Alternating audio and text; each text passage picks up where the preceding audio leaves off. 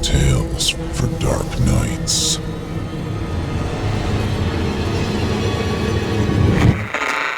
Want to make sure you never miss a Chilling Tales for Dark Nights video again? Be sure to subscribe and hit that bell to turn on notifications.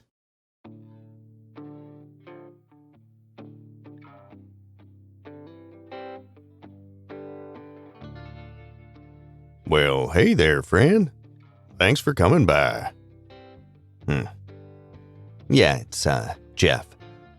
Good news and bad news tonight. Bad news first, right? Well, Drew cannot be with us. I'm not at liberty to tell you why, but I'll say this much. If you've ever wondered how many parking tickets you can rip up before they throw you in jail, it's, 437. Or thereabouts. Hey there, Chester. All right. Oh, I get that. All right, good boy. Good alligator. Okay, all right, that's it. All right, no, down. All right, get out of here. Get. How about a cat, you know? All right, come on in.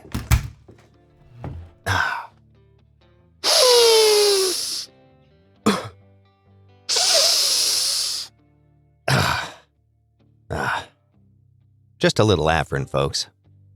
So smoke 'em if you got 'em, and drink those glasses to the bottom, 'cause the show must go on. But first, the rigmarole. Smoke 'em if you got 'em, and drink your glasses to the bottom. God, that dude has got such a deep voice. Damn, Drew. Oh, crap. Is this thing on? Hey, you're listening to the standard edition of this program. If you'd like to show your support and enjoy ad-free versions of this and all our other episodes, as well as hundreds of tales from our audio archives dating back to 2012, visit simplyscarypodcasts.com and click Patrons in the upper menu to sign up today to get instant access from our friends at Chilling Tales for Dark Nights. Thank you for your support. And when you get done with this important task, check out Fear from the Heartland on this very channel, hosted by Drew's best narrator friend, yours truly, Paul J. McSorley. Well, no deep voice tonight, Paul, but we're here. Check out Fear from the Heartland if you haven't already, folks. We appreciate it. Paul's the nicest guy in the business. Pays all his parking tickets right on time. So, tonight I've got one of my own for you. So without further ado, I present to you, from author Geoff Sturtevant, yours truly, Moish Mendelstein, Private Eye.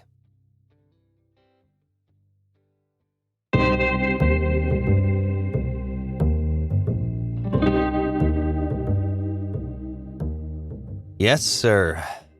Whoever once said, the test of a man's character is what he does when he's alone. Well, you must have had a life an awful lot like mine. Get up, shave, go to work, sit down, go home, shave again, drink yourself stupid, shave whatever else suits my mood, then pass out in a mess of Barbasol and the beverage of the evening. In my case last night, the can of brown shoe polish I ate, for lack of any more booze in the house, or money to buy it with. Incidentally, I shaved my balls. Idle hands is the thing. There doesn't seem to be a whole lot of demand for detectives these days. At least old, washed-up ones like me, who've never really solved much of anything. Gone are the days of Polaroid-packing private eyes, snapping candid photos of philandering spouses. With the GPSs and the phones and Palm Pilots and all that, any Tom, Dick, or Harry can track their wayward wives to their boss's house, or the hourly truck stop, or wherever they're doing their particular unsavories. And with all the information on the internet, who needs a second-rate private dick to dig up all the details they need to do their dirty business? No one, that's who. And if they did, they'd most likely go to someone more reputable, not some washed-up old Jew with pills on the knees and elbows of his worn-out, only suit. Not to mention a brown shoe polish stain on his face that looks vaguely like the Ivory Coast. with the tip of my nose somewhere in the sub-Saharan. I leaned back in my chair and crossed my feet on the desktop. No files or papers in danger of being jostled.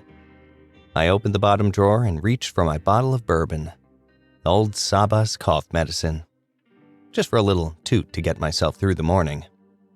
It was empty, but I knew that already. I pulled off the cap and positioned the mouth of the bottle against the circumference of my right nostril, a near perfect fit. Closed my left and inhaled deeply. Then I capped the bottle and just sat there a minute waiting to sneeze. It felt like it was building for a moment, but the feeling abated. Crushed, I put the bottle back in the drawer and sat there feeling sorry for myself. And I'll tell you, whoever once said, "To whom much is given, much is expected," he'd probably been a washed-up detective himself. Or maybe a stripper who'd lost a tit. Something along those lines. Yes, sir. To whom much is given, etc. If only someone would give me something, I'd be right on top of it. Just then, an unusual sound startled a fart out of me. Nearly sent me tumbling out of my chair. Not the fart that sent me tumbling, but the shock of hearing the phone ring. An unusual sound indeed. Once I got my bearings, I let it ring a couple of times to make sure the caller knew I was important. Then I answered it. Moish Mendelstein, Private Eye. Mr. Mendelstein. Oh, thank God you answered. It was a dame by the sound of her. In dire circumstances. A real damsel in distress. Part of me wanted to tell her she's got the wrong guy, maybe to call 911 or something. But no, that wasn't why I got into this business. I'm a vested member of the private sector, the kind of guy who scratches where daddy government can't quite reach. Kings have long arms, they say. Well, guys like me, we've got real proddy fingers. What seems to be the problem is... Boobinson. Babs Boobinson. Very well, Miss Boobinson. What can I... It's something very important to me. It's gone missing. It's been stolen, I just know it. And I need your help to get it back. Have you told the authorities? No, of course not. I can't use the police. I need someone real. Someone I can trust. She was in quite the tizzy. That much was obvious. Privately, I pictured the stripper with the missing tit I'd imagined earlier. That's what she sounded like to me. A situation where the stakes were high and the details were sensitive. Sounds serious. What is it that was stolen from you, Miss Boobinson? I don't want to discuss it over the phone. I'll have to meet you in person. As soon as possible. I paused. Let me see if I can fit you into my schedule. Let's see. I stuck my hand in the wastebasket and kind of rustled around with a few pages of newspaper. I want to see you right now, she said. Right now? I'm right outside your building, by the phone booth. The phone booth. I swung the chair around and took a discreet peek between the slats of the blinds. There was no avoiding eye contact. There she was, staring right back up at me with her big green peepers, and a healthy helping of cleavage to boot. One thing for sure, whatever she was missing, it wasn't a tit. Both of those were present and accounted for. And as for me, I could see I was present and had attention myself. She waved at me, her aforementioned anatomy waving along with a kind of momentous delay. And by momentous, I'm referring to the effect of the momentum involved, kind of following the motion of her arm, but with a weighty pendulousness. I gave her the nod, and in she came, bouncing all the way to the door. I could hear the gal's high heels clicking and clacking all the way up 3 flights of stairs. And I hoped that homeless guy wasn't sleeping on the landing just now, because if he was apt to catch one of those high heels smack dab in the crotch. I'd nearly pulled a muscle myself trying to step over the old coot yesterday. I opened the door as soon as I saw her lovely silhouette in the frosted glass window. And there she stood, like two beautiful angels. Topped with a very lovely lady. Like a triumvirate of nice. Oh, Mr. Mendelstein, I'm so glad to see you. I'm not so disappointed myself. There's something on your face there. Is that shoe polish? It just so happens it is. I found myself in a bit of a scuffle on a recent job, see?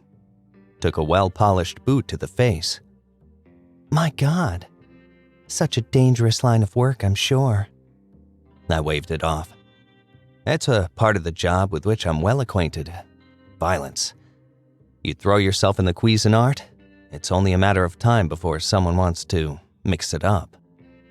I'm so sorry. Hey, you should see the other guy. And I say that as a figure of speech because you really shouldn't. It's never a pretty view on the receiving end of my patented judo chop. Even the coroner threw up when he came to drag him to the morgue. Oh my. It's all in a day's work, Miss Boobinson. One day you're tracking down some aristocrat's lost hamster. The next day you're wearing a fake mustache and a bulletproof bustier, and you're flamethrowering a pod of Panamanian drug dealers. How intriguing. I'm so intriguing, Miss Boobinson, I could keep you wrapped for days. And if need be, I could even find your lost hamster. It's been a long time since any man has found my hamster. Miss Boobinson, is that some kind of euphemism? No. Just a little birthmark. She adjusted her top. The sexual tension in the room was so thick, you could cut it with one of those egg-slicing gadgets and arrange the slices artistically on your Cobb salad with some buttermilk ranch dressing and some croutons. I'm in a terrible predicament, Mr. Mendelstein. You've got to help me. All right, darling. You just come on inside and have a seat and tell me all about it. So I led the lady inside and took the record player off the chair in front of my desk and set it down on the floor and motioned for her to have a seat. Feel free to prop your legs right up on the desk if you want. Make yourself right at home. Thank you, Mr. Mendelstein. She sat down and crossed her legs instead. I decided not to push the issue. I sat in my own chair and started rolling up the cuffs of my shirt. So, you say someone stole something from you. Something important. Please, go on. It's my ex-boyfriend, Mr. Mendelstein. He's stolen something terribly important to me. Perhaps the most important thing I own of all. My heart, Mr. Mendelstein. Your heart, Miss Boobinson? I took the chance to stare openly at her cleavage, as though out of professional concern. Oh, pardon me, she said. That must have sounded awfully sentimental. It's a pendant, is what I mean. A heart-shaped pendant given to me by my late mother. I'm terribly sorry to hear that, Miss Boobinson. How did she pass, if you don't mind me asking? It was a terrible accident, she said. My mother had a tendency to sway when it was windy. She was out on a fishing boat one day, and between the breeze and the listing of the waves, she lost her balance and fell overboard. My God, I said. And no one was able to rescue her? She had no trouble floating, said the emotional Boobinson. But before anyone could get to her, she was gobbled up by a giant squid. A solitary tear dripped down the damsel's cheek, dangled there a moment, then loosed its grip on the edge of her chin and plummeted onto the heaving flesh of her left breast. Her left, my right. And there it sat, a precarious bead of moisture, wobbling on the very apex of Miss Boobinson's magnificent bosom, unsure whether to roll right or left. My God, that's terrible, I said, grabbing a tissue from my desk and hurrying over to dab it. In a race against gravity, I hurled myself into her cleavage and caught the little drop before it disappeared between them forever. It must have struck her as odd, or maybe just took her mind off the tragedy suddenly because an unusual look came across her face just then. Oh, Mr. Mendelstein. Pardon me, Miss Boobinson. I just can't stand to see a woman in distress. Oh, quite all right. Where was I? I stuffed the tissue in my pocket and leaned against the desk. Debonair-like. The heart. Tell me about this pendant, Miss Boobinson. As you can imagine, it has great sentimental value to me. I feel absolutely naked without it. You mentioned your ex-boyfriend?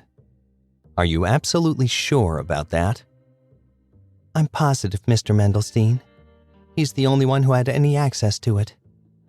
That's not what I meant, Miss Boobinson. I meant you're sure he's an ex-boyfriend? Well, yes, Mr. Mendelstein. I've never been so through with a man in my life as I am with him. He's a thief and a cheat and a... Are you flirting with me, Mr. Mendelstein? Well, that wouldn't be professional of me if that were the case. I didn't question your professionalism, Mr. Mendelstein. I already know you're the best in town. I asked if you were flirting with me. Well, so much for playing coy. 3 minutes into our little meeting and she'd seen right through me. Right through the linen suit. Maybe even a layer of polyester blend to boot. I won't try to convince you I don't find you attractive, Miss Boobinson. That would be a lie. And I never lie to prospective customers. Tends to make them less prospective. What kind of prospects are you after, Mr. Mendelstein? Well, typically a cashier's check, but a personal check will do in a pinch, once it clears. And by the look that came across her mug just then, I was starting to put the pieces together. Ms. Boobinson wasn't precisely the rich mine of resources I'd been hoping for. Not in the conventional sense, anyway. I don't have much in the way of money, Mr. Mendelstein. In fact, my pendant is the most valuable thing I own. Or used to own before Marcus stole it from me. But I'm just so desperate. I'd do anything to get my pendant back. Anything. Terrible, awful things. Things that would get you executed in the Arab sphere, Mr. Mendelstein. Well, I'm no Arab, Miss Boobinson. And even if I had any stones up here, I'd be loath to chuck them at you.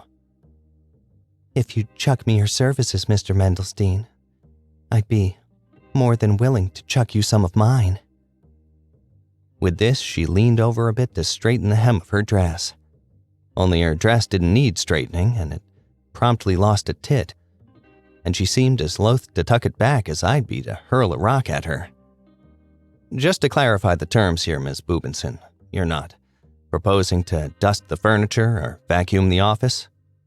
Because that's not the type of suction I'm most in need of. Call me Babs, Mr. Mendelstein. And no, I've never been much for cleaning. In fact, when it comes to sexy detectives like yourself, I'm more apt to get a little messy. Well, since we're dropping the formalities and you've already got one tit out, you can call me Moish. And while you're at it, feel free to make things proportional on your end. This might surprise you, but I'm a proponent of feng shui. And I guess she was too, because she was out of that dress faster than you could say pro bono publico. And by that, I mean things this morning were looking to benefit the greater good. If not in the financial sense, then certainly in another. One I'm not sure how they say in Latin. But then, Latin was never one of those romance languages. So I laid it on thick the only way I knew how, with some most utilitarian English. If those legs were any longer, I'd be worried your muff would get caught in the ceiling fan. Oh, but Mr. Mendelstein, you don't have a ceiling fan. Well, no wonder it never works when I turn it on. Oh, Moish, you're turning me on. With the type of erection I haven't seen since the Carter administration, playing coquettish was a tall order. I was out of my pilled linen pants so fast you could have had them dry cleaned and delivered back before the metaphorical ink was dry on our little contract. That's to say Moish Mendelstein was on the job, for the first time in quite a while, I might add, and in any context you care to put it. 15 minutes later, I was out the door. Might have been even less than that. I wasn't exactly checking my watch. Wisdom is lost on the youth, they say, but for all my years, and as few as Miss Boobinson had amounted, she sure brought a few dishes to the table I'd never sampled before. And while I never kiss and tell, I'll say this much. I felt like an old Buick in a modern-day car wash. All the bells and whistles, undercarriage cleaning included. And let me tell you, I wasn't sure I could look her in the face after all that, let alone kiss her on the lips. And of course, the aftermath. Certain elements tend to fall out of focus in the fog of war. Money, for example. Something I needed a whole lot more than an undercarriage cleaning. And with the battle now over, I can't say it had put any pasta on my plate, or even a kosher frank in my bun, so to speak. But a deal was a deal. She'd done her job, so to speak, again. Now it was time for me to do mine. Marcus Cook, ex-boyfriend and alleged heart thief, spent most of his time at Steck's Gentlemen's Club, a seedy hole-in-the-wall joint I happen to know well. And while I'd never tried myself, I was pretty sure you could get your Buick washed there too. If you had the means, anyway. These days, I hadn't the means for a Genesee cream ale on tap. It was nice to show up with a clean Buick, in any case. I walked out into the cold and hailed a cab. Steck's bar was on the bad side of town. So was my office, coincidentally, so the ride was only about 27 seconds. I tipped the driver a generous 50% on the dollar I owed him and stepped out onto the sidewalk. A mysterious man in the moonlight, dark and dire in my rumpled linen, and the brown stain on my face, which I'm sure only added to my mystique. Mystery and intrigue. It radiated from me like a spritz of Dakar Noir. Followed me through dark alleys, around shadowy corners, and into covert little doorways wherein men without names did their dirty business under the cover of night.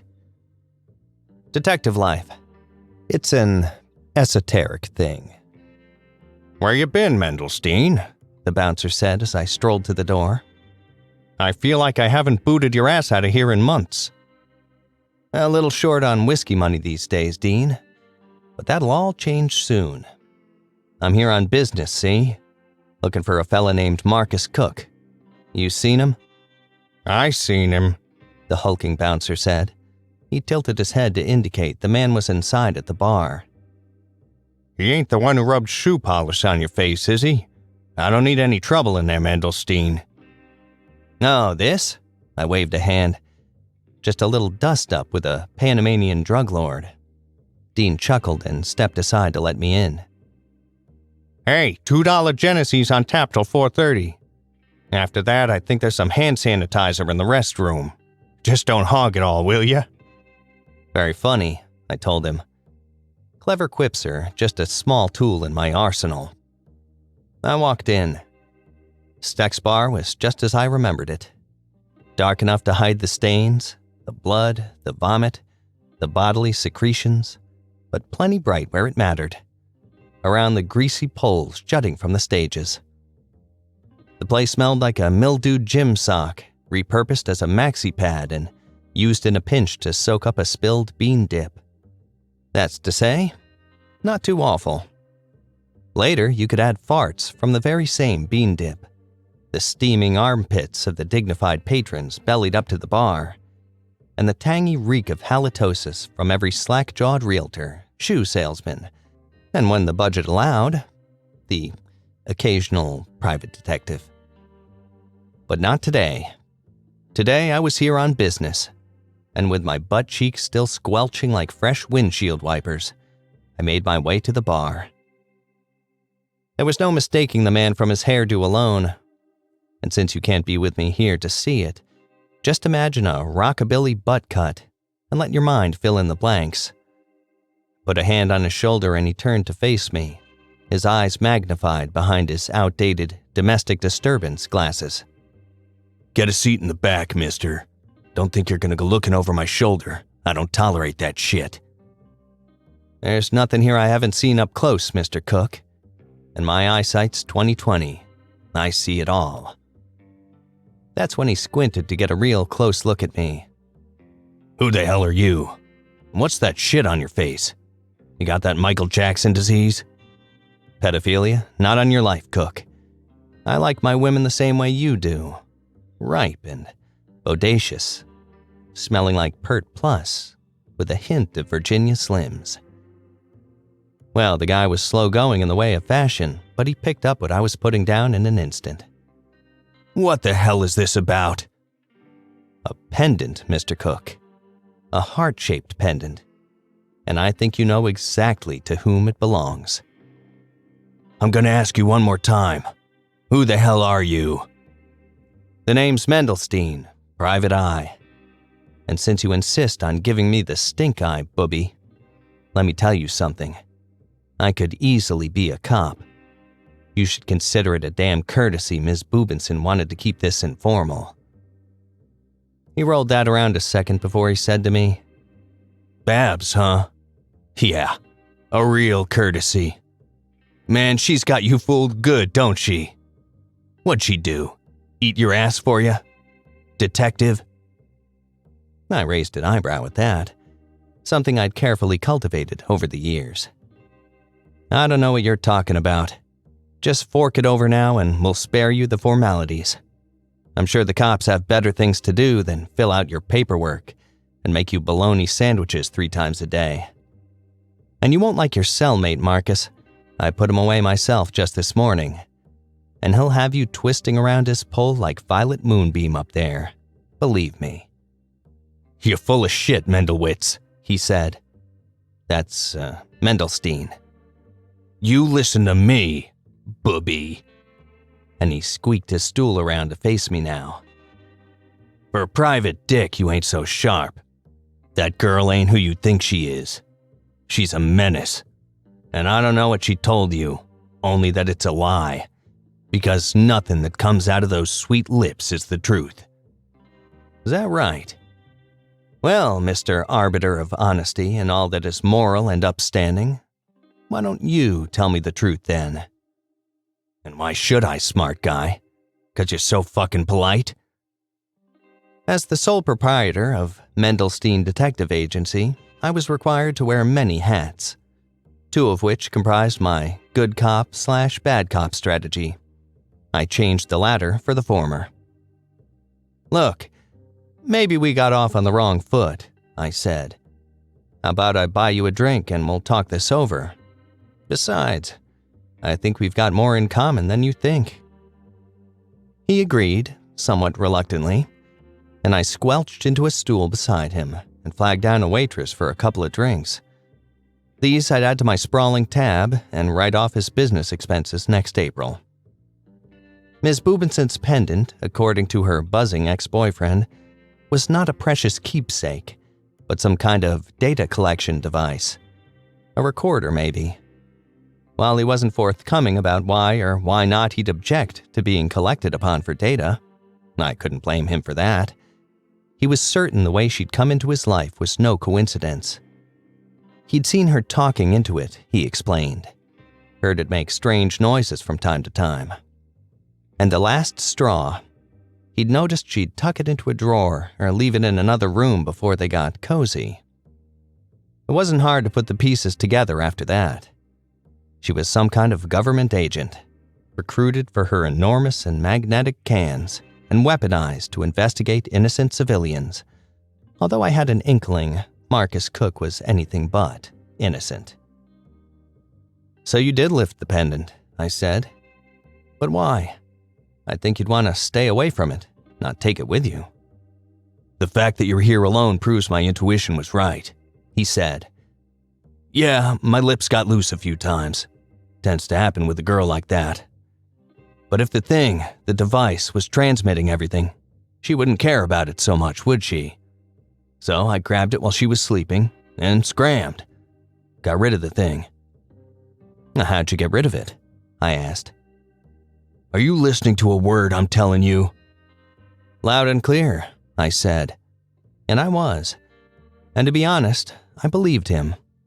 At least I believed he believed it. And I told him as much.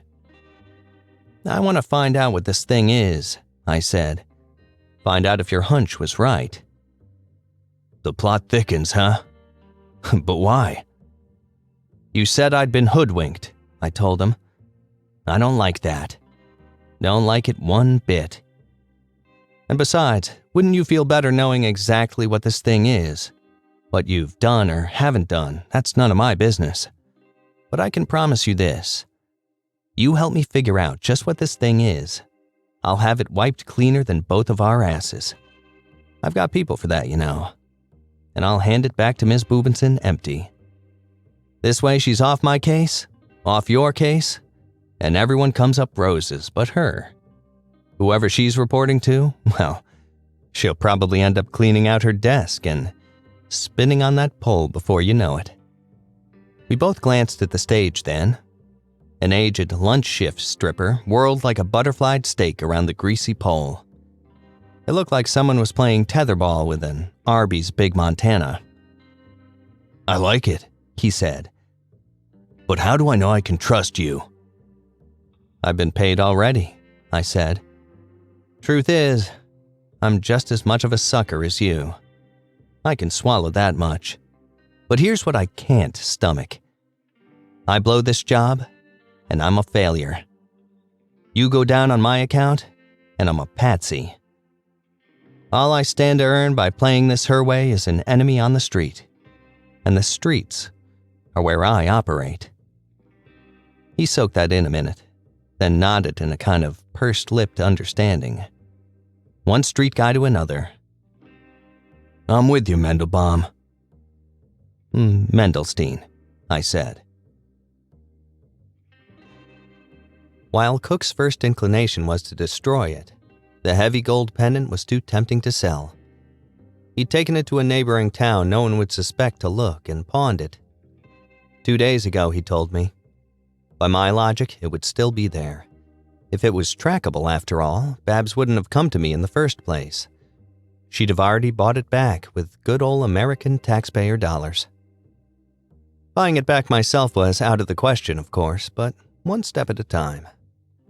One way or another, I'd have that heart, and my pressing questions answered.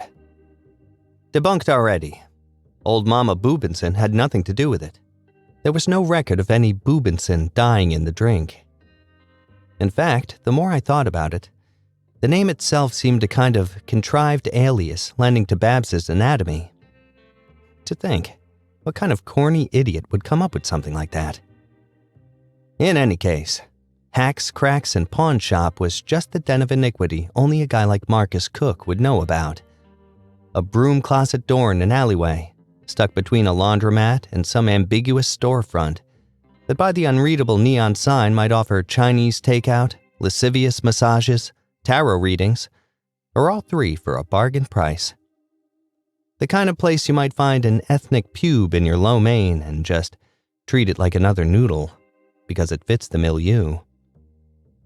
No time for lunch in any case. I opened the door and went inside. The smell of microwave popcorn, tarnished pennies, and something else. Flintstone's Chewables? Can I help you? A man rose from behind the counter like some strange crustacean. Coke bottle glasses and a novelty baseball cap. It said flexfiction.com. I made a mental note to check that out later. I sure hope you can, I said, and approached the glass case that doubled as a front counter. Inside, on the walls, everywhere I looked, pure miscellany, if that is indeed a word. Pez dispensers, drug paraphernalia, vintage video games, a gallon of windshield washer fluid. And I'll be damned, a bottle of Flintstone's Chewables. And there, right next to it, a gold heart-shaped pendant on a gold chain. And I understood right away why Cook couldn't bear to chuck it. Something like that could finance a good week's worth of Stex visits, VIP tours included. We're running a special today, the proprietor said. 50% off everything. Of course, nothing here was tagged with the price to begin with, and I was yet to establish this man's honor. This pendant here, I said. What would you take for it? Oh, bullshit, Came a voice from another room. aimbot. There's no way he could have hit me from there. I apologize for the language, sir. My associate is a very serious athlete, training for the Fortnite World Championship, and like most globalized organizations, the whole affair is rife with corruption. Report player, aimbot, send. Fuck you. I understand, I said. Brian is one of the best, elite level, and the idea that some common gamer can download nefarious software, crush the dreams of a good American like him. It's analogous to the authoritarian takeover of this country, the Great Reset, adrenochrome, the waving cats in Chinese restaurants, and it makes me sick. I see, I said. So, what would you take for it? For what? The pendant. Oh, right. That's $500, half off from $1,000. Also, I do accept crypto. $500. I'm not sure why I even asked him. With a $1.47 burning a hole in my pocket, and enough lint there to make it a brush fire hazard. But with my new friend's set of anathemas, I thought I might have something else to seize on. Dollars. You don't strike me as the type who's motivated by dollars. By Federal Reserve notes, fiat currency, ink on sackcloth. I leaned in, gave him a sleuthy little look, one I've cultivated nearly as long as the eyebrow. You strike me as a skeptic and a patriot, and that's why I need your help. My sleuthy little look must have been compromised by the shoe polish stain on my face by the way he was looking at me. But finally, the intrigue broke through. I knew it would. Yeah, that's right. He regarded me with a fresh look now, one of kinship. The name's Mendelstein, private eye. We shook hands. I'm Leon. You might know me online as anarchist_crustacean. Do you need a napkin or something? With a little nod of his head, he indicated the ivory coast on my face. Maybe a horsehair brush if you've got one, though I might only be polished to a sheen. I know a man who's been kicked in the face when I see one. It's emblematic of all I stand for. So tell me, who are you and what is it you're really after? So I told him, leaning into some details, leaning away from others. The meat of the matter. I had it on good authority the pendant wasn't a pendant at all, but part of some covert government operation. I left out the detail of the mark himself being the one who sold it to him, but emphasized the importance of keeping my discovery under wraps. Since we were wise to the tactics of whatever three-letter organization was behind this secret plot, it was imperative we allow them to continue. Otherwise, we bring undue attention to the resistance, of which, I assured him, we were both full-fledged members. So what's your plan, Mr. Mendelwitz? Mendelstein, I said. There are two parts to my plan, one above board and one under the table, so to speak. I'll need to return this pendant to the agent to avoid retaliation, but first, I mean to find out what it really is. He took the pendant from the glass case and set it on a felt pad with an eyeglass affixed, a tool to examine jewelry. Turning it in his hands, he studied every angle under magnification. Bingo, he said. What is it? My God, you're right. There's a seam along the circumference, very hard to detect. Solid gold might took us. There's something inside this thing. Upon further inspection, we found an almost imperceptible hole where a small needle could be inserted. An unlocking mechanism. Real slick. It's time to bring in the big guy. Listen, I can crack your phone, sideload your apps. I can overclock your Nintendo. Hell, I can even hack the library and clean up your overdue Harry Potter books. I'm no slouch in this dog show. But Brian? He's the prize poodle. Brian, hang it up for a minute. We've got business. Resistance business. What's the problem? I've got 20 kills and I'm on the move. Can't bush camp for long. Storm's coming. You can take the L on this one, pal. We've got a deep state surveillance device. Installed in a fancy pendant. Very crafty work. You're kidding. Let me see it. With the clatter of video game accoutrement and the great squeak of a chair, he entered the showroom. A Rubenesque specimen, this elite athlete. Sponsored by and clad in the pawn shop miscellany. If that is indeed a word. Brian got on top of the eyeglass and studied the pendant, front and back. Solid gold my tukis. Way it seems to me, this thing's probably right off of DARPA's new jewelry line. Tell me about it. He unfolded a leather envelope of delicate instruments, selected one which looked like a needle, and inserted it into the tiny hole. With a faint click, the mechanism released its heart-shaped shell. Inside, a vast array of doodads. These he examined, scrutinized one by one, whispering technical terms to Leon. What do you make of it? A recording device. Can we hear what's on it? Who do you think you're dealing with here? Brian said. Shouldn't be AFK more than a few minutes to crack this puppy. Probably get killed by some default rando. This is resistance business, Brian. Keep your head in the game. Awesome loadout and everything, he muttered, but obediently carried the pendant to the back room. For the few minutes Brian worked his magic, Leon regaled me with tales of the resistance and how he'd evaded capture.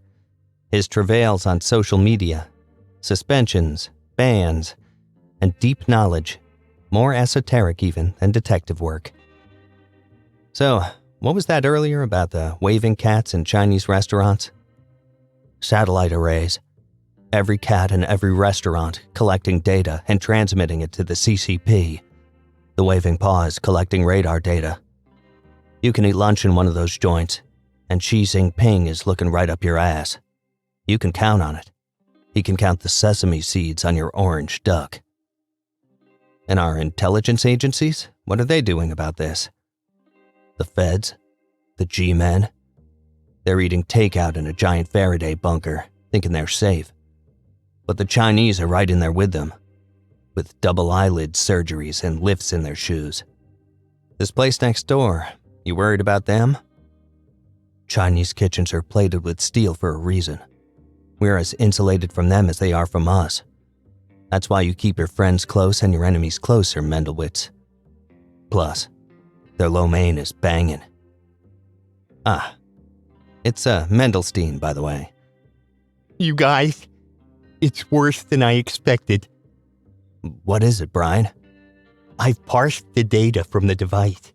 It points to something very disturbing. He stretched a length of dot matrix printer paper over the counter and we leaned in to read it. This Marcus Cook of yours, he's no angel. It appears he has tendencies toward inebriation. Look at line 74. Here's where he let it slip. All right. November 4th, 9:45 p.m. Following coercion procedure, subject confirmed involvement in Project Magnageddon? Oh my God. What? What is it? You really don't know, do you? Well, no. You don't have to make me feel like an idiot. I'll put it as simply as I can, Mr. Mendelstein. I understand you're a normie, and probably not much of a Jew either. Most Jews don't have shoe polish on their face. Hey, you should see the other guy, all right? Listen, Project Magnageddon is a secret operation bent on hijacking the Jewish space laser. What? He's right, Mendelstein, Leon said, dragging a finger down the line of data as he read. And I'm afraid it gets worse. Unthinkable, Brian said. Not until now have I understood the depths of their depravity. I'll say it in no uncertain terms. What they've got in the works is a kind of aimbot for the Jewish space laser. Hey, slow down. I've seen this guy, you understand. He couldn't operate a laser tag pistol. So what's this you're talking about? With a tool like this, they could carry out their ultimate plan. Reverse the magnetic polarity of the Earth. Bring about the end times. The sun will micronova, killing 80% of all life on the planet. The crust of the Earth will detach from the mantle and spin like an old wizard toy. Real field temperatures that'd raise Willard Scott from the grave. Turn Al Roker white as a ghost. It'll be Armageddon. Well, if there's one thing I learned in all my years as a private detective, it's this. If the truth were easier to come by, they wouldn't need detectives in the first place. That said, hearing honesty for once was not something to take lightly. What do we have to do to stop this? I said. As much as I distrust the feds, Mendelstein, even the globalists need a planet to live on. You need to get this back to the agent right away. We'll hash out our differences later. For now, we've got a planet to save. Copy that, I said, and Brian handed me back the pendant, free of charge. One more thing, said Leon.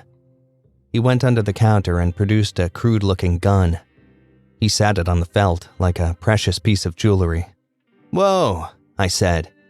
I haven't carried a piece since the Carter administration. Not looking to start now. It's a spud gun, Leon said. I can't tell you it's clean. I can't tell you it's not. But I'm going to leave this here. And the one thing I will tell you, it smarts. Really smarts. He pushed back from the counter. The kind of body language he might as well have stuffed the thing down the front of my pants. And since I didn't want him to do that, I relented. I picked it up. Heavy, spring-loaded, big caliber, muzzle packed tight with a brown russet. I tucked it into my pants. May it serve you well, brother, Leon said. It's up to you now. I started to walk out, but something odd was needling me, and I turned around by the door. What was that earlier about coercion procedure? These agents are trained to get what they need.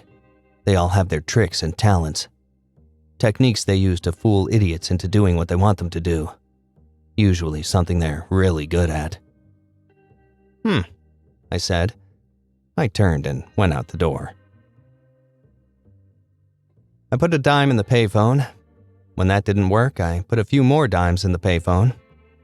Of course, the payphone didn't work at all, so I gave my last dollar to a homeless guy down the street who let me borrow his iPhone. It smelled really bad. Hello? Miss Boobinson, I believe I have what you're after. Oh, thank God. Can I meet you at the office? Be there in an hour. Oh, thank you so much, Mr. Mendelstein. I'm on my way right now.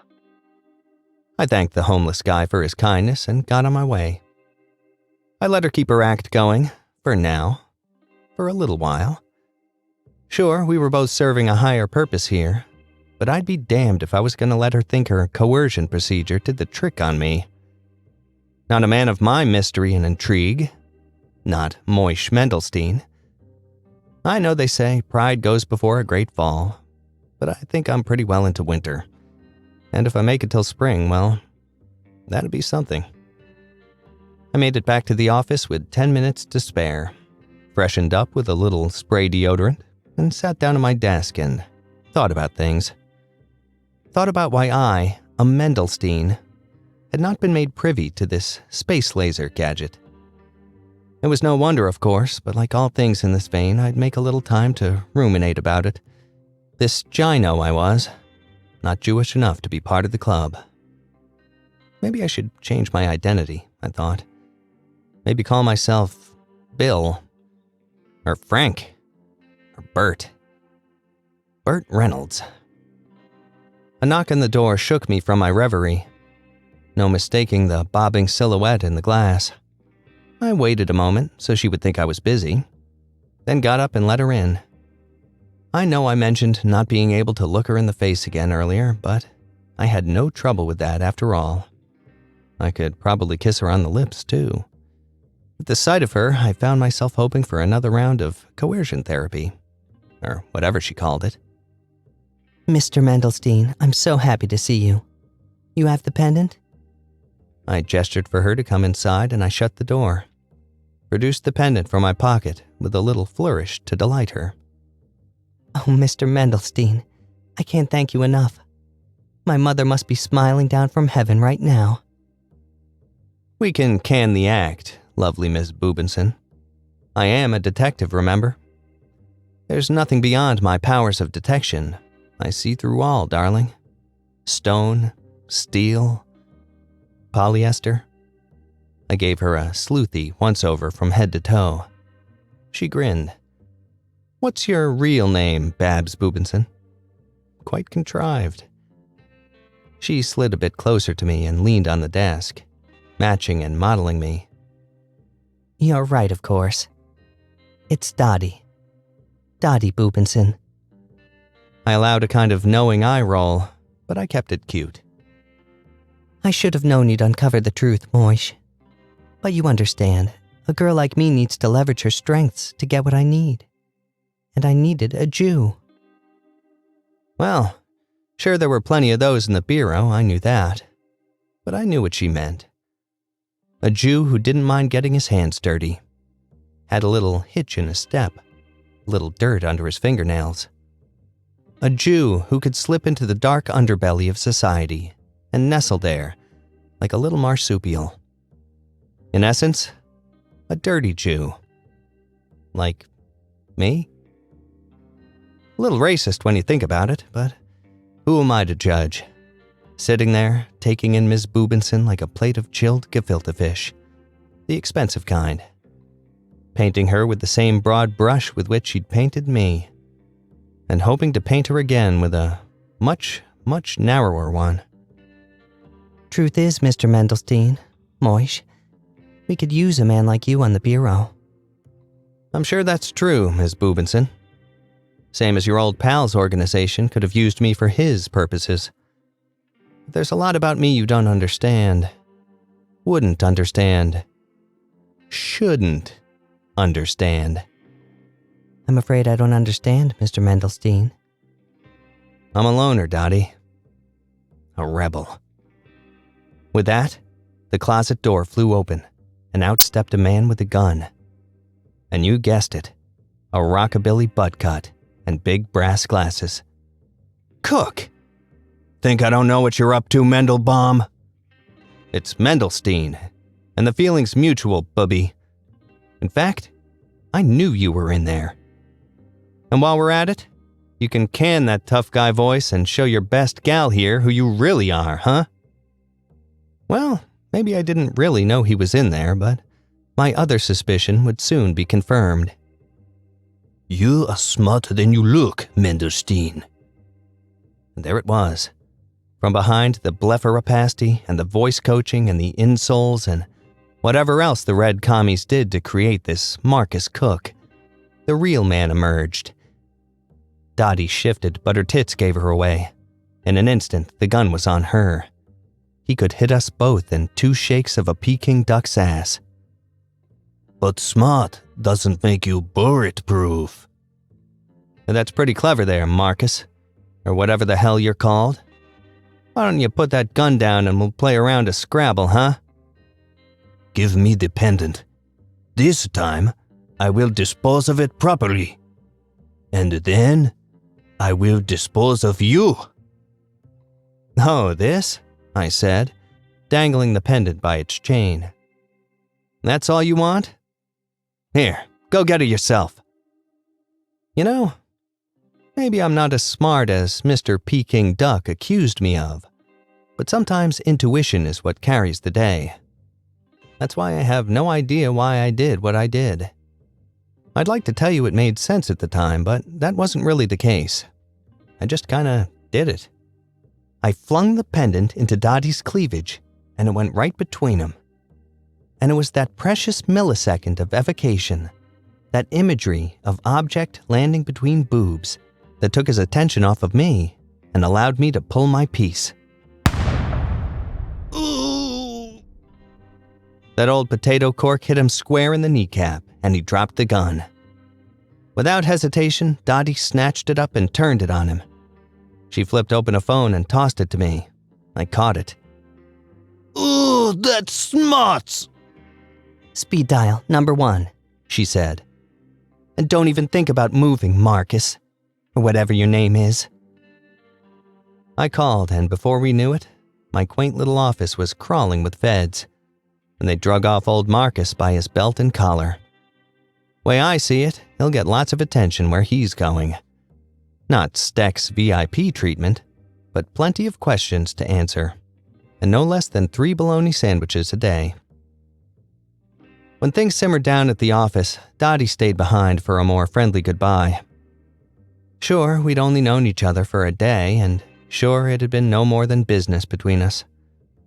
But when it all comes down to it, when a man lies supine on his desk with his knees behind his ears for a lady, there's an unavoidable connection that forms between them.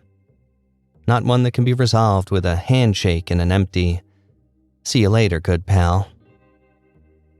You know, Moish, I meant what I said earlier about you being the best in town. You are very good at what you do. "Your lips to God's ears," I said. I've met more modest men. Dottie, Babs, you don't become the man I am by being modest. You become Moish Mendelstein by not being much at all. By being unexceptional. Not fitting in with one group or any other. By slinking through the streets, a nobody. A ghostly presence.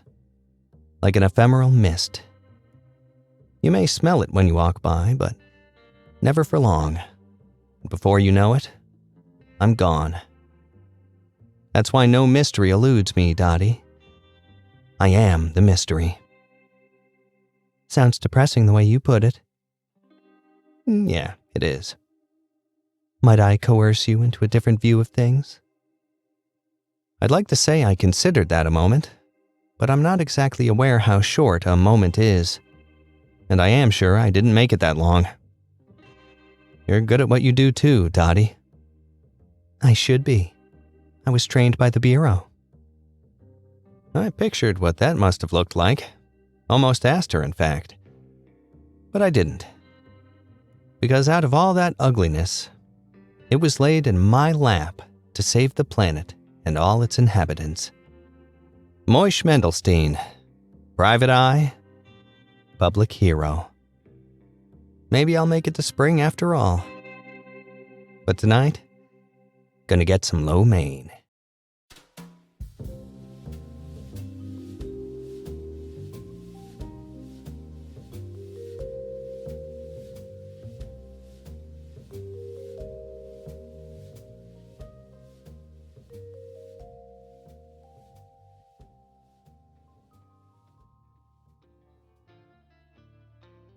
Hey, you think Drew's getting any action in the can? No, but by in the can, I meant, in jail, not in the ass. Well, then again, forget it. Little about the author. I'm Geoff. Pleasure. You can find plenty of me on Chilling Tales for Dark Nights. Audiobooks I've authored at flexfiction.com. I've got this novel on there called Bump. I can't sell the fucking thing. Take a chance. I'd appreciate it.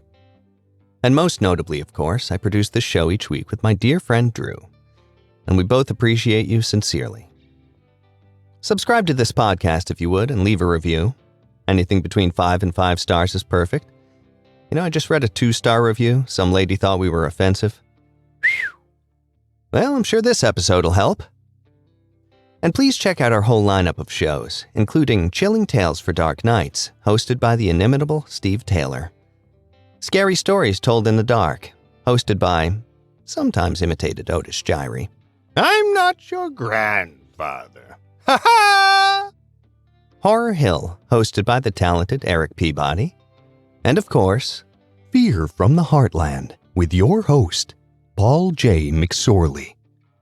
To hear a premium ad-free edition of tonight's and all our other episodes, visit simplyscarypodcast.com and click the Patrons link at the menu at the top of the screen. You'll find yourself at chillingtalesfordarknights.com, where you can become a patron for as little as $5 per month. Get access to our entire audio archive, all ad-free and available to download or stream. If you happen to use Facebook, Twitter, Instagram, or YouTube, you can follow and subscribe to Chilling Tales for Dark Nights there. You'll get updates and releases and have the chance to interact with us. You'll find Drew on Facebook and Instagram, and sometimes Twitter, I understand. And you'll find me on Facebook. Happy to have you. Submissions, we're accepting them. Authors send your stories to drewbloodhorror@gmail.com. If selected, 10 bananas.